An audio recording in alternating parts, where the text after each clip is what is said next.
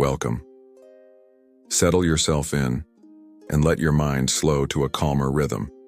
Tonight we will step back in time, far back, to the age of the Vikings. Not the Vikings of popular legend, all roaring warriors with horned helmets, because of course they never actually wore horns. Not the glorified heroes of sagas or television shows either. Instead, we will drift quietly into the lives of ordinary men aboard Viking ships. You might picture yourself lying on a wooden plank, the smell of salt and tar around you, the creaking of timbers carrying you across a gray sea. It was a life of repetition, of endurance, of harsh winds and endless work, a life that demanded constant adjustment to discomfort. And yet, it was also a life bound together by rhythm, community, and quiet moments of stillness between storms. Over the course of this journey, we will explore 4 different windows into Viking existence. First, we will imagine what it was truly like to be a Viking raider on a ship, surrounded by the monotony and physical strain of long voyages. Then, we will follow the story of Leif Erikson, one of the most renowned voyagers, who crossed into lands far beyond the edge of known maps. After that, we will sink into the mystery of the Oseberg ship burial, where archaeology has given us glimpses into rituals, artistry, and the enduring symbolism of these remarkable vessels. And finally, we will leave the sea behind and enter a Viking Jarl's mead hall to experience warmth, feasting, and the social bonds of power and loyalty. Each of these moments will come to you slowly, gently, like the steady rocking of a ship upon the tide. So breathe deeply, allow yourself to settle, and let us begin with the question: what was it really like to be a Viking raider sailing across cold northern seas? From the long, damp days aboard a Viking ship, to the bold voyage of Leif Erikson, carried westward into the unknown, to the stillness of the Oseberg burial mound, where a ship became a vessel of memory, and finally to the warmth of the mead hall, where bonds were renewed in firelight and mead. We have traced the contours of Viking life, not as legend, but as lived experience. It was a world of endurance, repetition, discomfort, and ritual, and yet also a world of meaning, connection, and beauty, found even in the harshest places. As you lie now in comfort, in warmth, in the stillness of your own surroundings, you can let these images drift gently away. The rocking of the ship, the flicker of the fire, the carved wood resting in the earth, all fading softly into the distance. Close your eyes. Let the rhythm of their lives settle into the rhythm of your own breath, and allow yourself, calmly and slowly, to drift into sleep. Step away now from the sea. The damp planks of the longship, the salt in the air, the endless rhythm of oars, these give way to warmth. Imagine walking through a settlement on a northern night. The air is sharp, carrying the faint scent of wood smoke. Ahead, a great hall rises, its roof steep, its walls built of timber. Light flickers through the cracks. From within comes a steady hum of voices. This is the mead hall of a jarl, a local chieftain, a man of standing. If the ship was the heart of Viking life on the water, the hall was the heart of life on land. It was not just a place to eat and drink. It was a place of politics, of loyalty, of storytelling, and of ritual. Step inside. The first impression is the warmth. A fire burns along a central hearth, the smoke drifting upward, escaping slowly through vents in the roof. The air is thick with it, but after weeks on a ship, you would welcome the sensation of heat on your skin. The walls are hung with woven tapestries, perhaps decorated with geometric patterns or scenes of myth. Shadows dance across them as the fire shifts. The benches are arranged along long wooden tables. Here warriors, farmers, and allies of the Jarl sit shoulder to shoulder. Wooden cups are raised. Platters of roasted meat are carried in, pork, beef, or mutton, seasoned simply with salt or herbs. Bread is thick, coarse, and filling. Bowls of porridge or stew are passed around. The food is not refined, but it is abundant compared to the rations of salted fish at sea. And then there is the mead, honey fermented into a golden drink, sweet and warming. Imagine sipping it slowly, the taste lingering, the alcohol dulling the edges of weariness. It is not only drink, It is ritual. The passing of the cup from hand to hand seals bonds of fellowship. When the Jarl lifts his horn, others follow, pledging loyalty, offering thanks, or simply joining in rhythm. But a mead hall was more than feasting. It was also a stage. Here the skald, the poet, would rise. His voice carried stories of gods and heroes, of Odin's wisdom, Thor's strength, Loki's tricks. He would recite sagas of battles fought, voyages made, ancestors honored. The rhythm of his words, steady and measured, filled the hall. For those listening, it was both entertainment and memory. In a world without writing for most, the spoken word preserved history. At the high seat sat the Jarl himself. His role was more than leadership in war. He was a giver of gifts. Rings of silver or bronze, fine cloaks or weapons might be presented to loyal men. To receive a gift was not only to enjoy wealth, it was to acknowledge obligation. This was how power worked in the Viking world, through bonds of giving and receiving, loyalty and protection. And yet, despite the wealth and the ritual, life in the hall was not untouched by hardship. The fire smoked, the food sometimes spoiled, the air grew stale with so many bodies packed inside. Noise filled the night, and for those who preferred silence, it could be overwhelming. Even in a place of feasting, discomfort lingered. Still, for those who had endured the sea, the hall was a sanctuary. It was warmth after cold, abundance after scarcity, companionship after isolation. It was a reminder that life was not only about surviving, but about gathering, telling stories, and marking the passing of time together. Picture the night deepening. The fire burns lower. Voices grow softer. Conversations drifting into murmurs. Men slump on benches, heads resting on arms, lulled by drink and warmth. The hall is quieter now, filled with the sound of crackling wood and slow, steady breathing.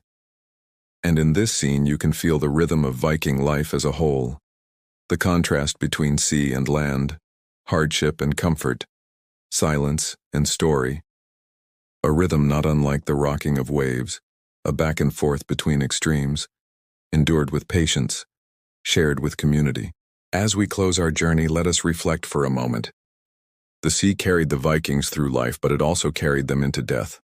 One of the most remarkable glimpses we have into this truth comes from a single ship, long hidden beneath the soil of a Norwegian farm, and uncovered more than 1,000 years after it was laid to rest.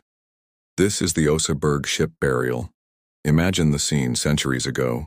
The ship itself, beautifully built, with graceful curves, its prow rising like a serpent's head, was drawn up from the water onto land. Around it gathered a community, preparing for a burial unlike any ordinary grave. A mound of earth would eventually cover it, sealing it in darkness, but before that came a ceremony filled with symbolism. The ship was not just a vessel, it was a world in miniature. Its timbered hull carried within it the essence of a journey, a beginning, a middle, and an end. For the living, it brought them across seas. For the dead, it could carry them into the afterlife. To bury someone within a ship was to acknowledge their importance, their status, and their connection to the endless horizon. Inside the Oseberg ship lay the remains of two women. Their identities are still debated. One may have been an elderly noblewoman, perhaps a queen or a high priestess. The other may have been her companion, or an attendant, or someone of spiritual significance. Their presence together invites questions but offers no certain answers. Surrounding them were grave goods, objects chosen carefully to accompany them into eternity. Imagine walking slowly along the interior of the ship, your eyes resting on each item. A carved wooden cart, adorned with intricate interlacing designs, sleighs with curling runners crafted for elegance as much as function, animal headposts, fierce and stylized, whose purposes remain uncertain. Were they ritual objects, guardians, or mere decorations? Alongside these, household items, buckets, tools, textiles, and even seeds. Together they created a sense of continuity, as if the dead would need food, transport, and symbols of power in the world beyond, just as in life. The craftsmanship was extraordinary. Every curve of the wood bore patterns, flowing and knot-like, weaving into animal shapes and abstract designs. This artistry was not hurried, nor merely practical. It reflected a culture in which decoration was inseparable from use and beauty intertwined with belief. And yet, despite its grandeur, the burial was not eternal. Over time, the mound was disturbed. The remains of the women were left in poor condition, suggesting that grave robbers had entered, seeking precious metals. The objects of wood and textile survived not through wealth, but through accident, preserved by the clay and soil that encased them.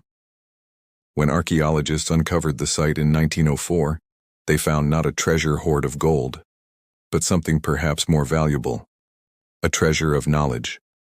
Through the Oseberg ship, we learned not only about shipbuilding, but about rituals, about the role of women in Viking society, and about the ways in which life and death were bound together through ceremony. Imagine the moment of excavation.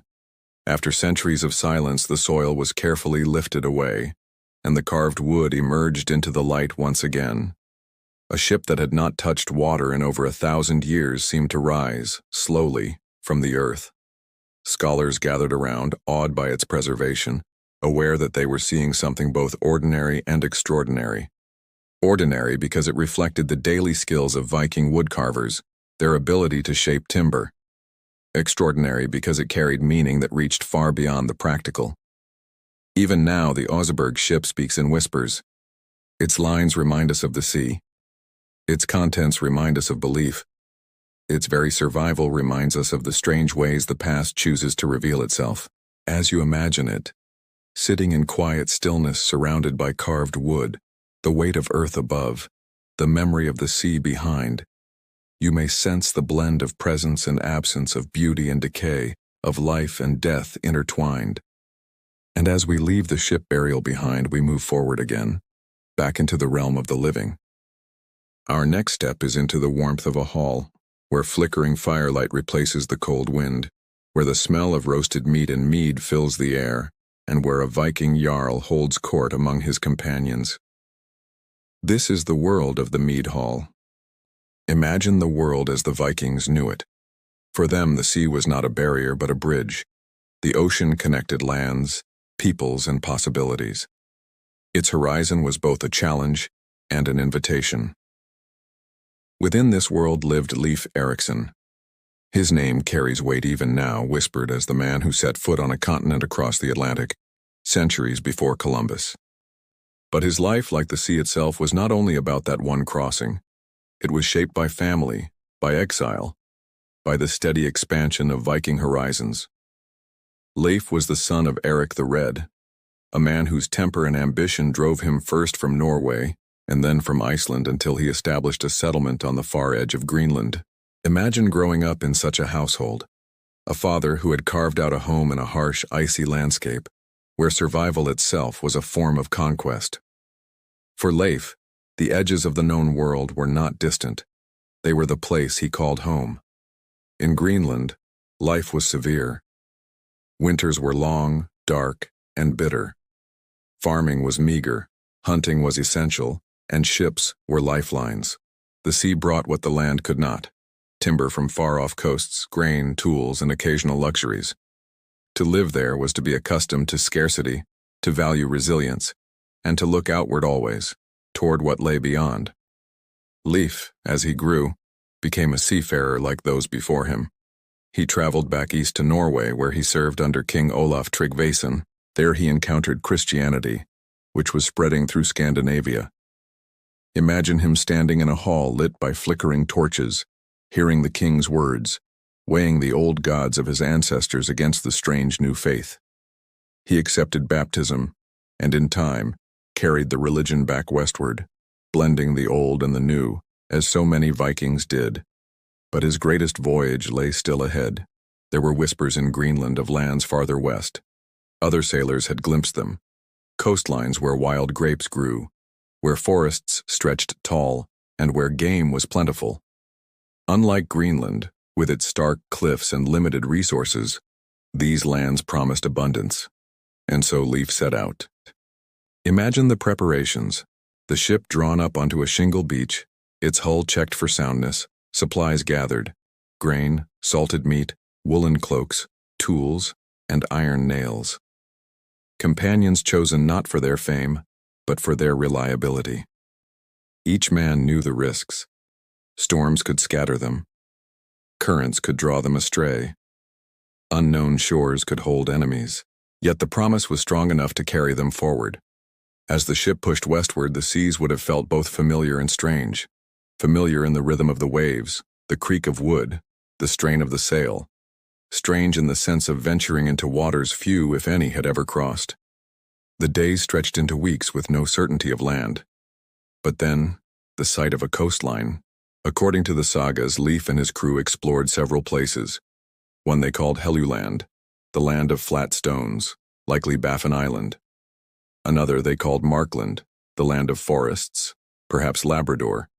And then Vinland, a place where wild grapes grew, though the word might also refer more generally to fertile land. Wherever it was precisely, it offered them timber, pasture, and the sense of a new frontier.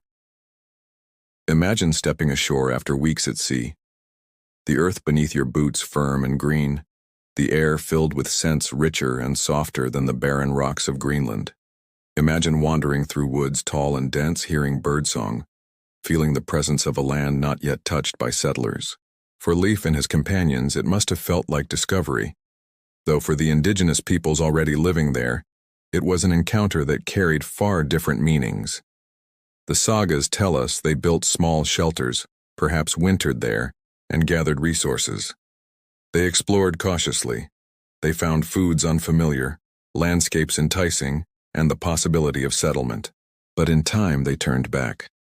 The voyage was not one of conquest but of exploration, a testing of limits. Leif returned to Greenland with news of this western land. The stories spread, weaving into the sagas, shaping the imagination of those who followed. Others tried to return, to settle, to trade, yet the colonies never lasted. The challenges of distance, conflict, and survival kept Vinland as a tantalizing possibility rather than a permanent home. And so, Leif Erikson's legacy rests in this balance. He was not a conqueror of continents, but a bridge between worlds. His voyage reminds us of how far the Vikings reached, how they pushed their ships across seas others dared not cross, but it also reminds us that discovery is fragile, fleeting, and shaped as much by myth as by fact. As you picture him, standing on the deck of his ship, gazing westward, feeling the pull of the horizon, you might sense both the courage and the weariness of such journeys. And perhaps in that quiet, rocking rhythm of the sea you can imagine drifting yourself, carried gently onward. From the story of one man's voyage we move now to something left behind. Not a tale preserved in words, but a vessel preserved in the earth itself. A ship burial, discovered many centuries later, offering us a window into how the Vikings honored their dead, and how they infused their vessels with meaning far beyond the practical. This is the story of the Oseberg ship. Imagine yourself stepping onto the deck of a longship. It is narrow and low to the water, with a hull designed for speed and shallow rivers as much as the open ocean. The planks beneath your feet are damp. Your clothing is wool, itchy and heavy, and the chill in the air clings to it like a second skin. The first thing you would notice is space, or rather, the lack of it. Viking ships were not large cruise vessels with comfortable cabins. The longship, for all its elegance and strength, was cramped. The men aboard sat side by side on benches, two to an oar, with little room to stretch or lie down. At night, you might spread a sheepskin on the deck, pulling your cloak around you and attempt to sleep sitting upright, while your body swayed gently with the waves. Privacy did not exist. Every sound, every cough, every shifting movement of your companions was shared. And then there was the rowing. The steady, endless rowing. The ship had a single square sail, and when the wind was favorable, you could rest your arms and let it billow. But when the air was still, or when maneuvering into rivers and harbors, muscle alone carried you forward. The oars were long, heavy, and soaked with spray. The motion became mechanical: pull, lean, push, return, again and again. Your hands blistered, calloused, cracked. Your shoulders grew sore. The rhythm of the oars was like a heartbeat that could not be escaped. The diet was no relief. Meals at sea were practical, not pleasurable. Imagine salted fish, chewy and dry, kept in barrels to last the voyage, Imagine dried meat hard as wood, gnawed slowly. Sometimes bread, dark and heavy. When supplies ran low, porridge might be made from crushed grains stirred with water. To drink, water stored in wooden casks often grew stale and sour. Some voyages carried weak beer or fermented milk to supplement the ration, but fresh water was a constant concern. Now consider the smell. The air was thick with salt, yes, but also with sweat, wool, damp wood, and the odor of packed supplies. No part of you was ever truly dry.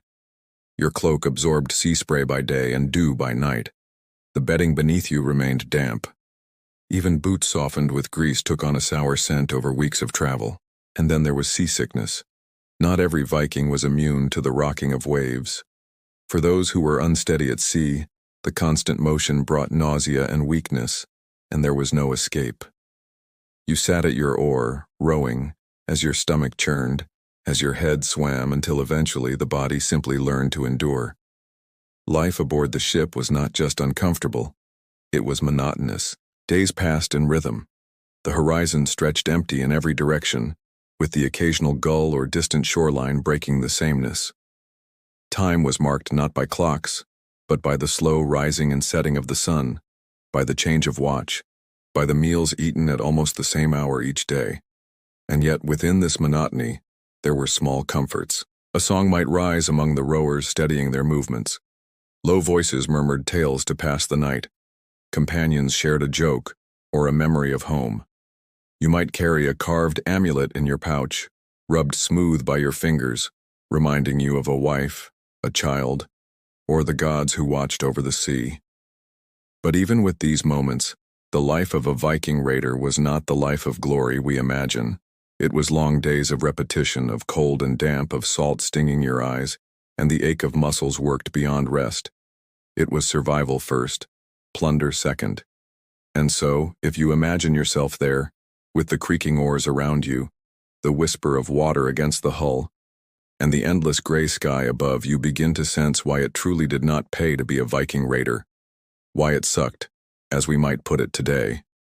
Still, these raiders endured. They endured because the ships carried them farther than anyone expected, from Scandinavia into Britain, into France, into Russia, and across the Atlantic itself. Which leads us naturally to our next story.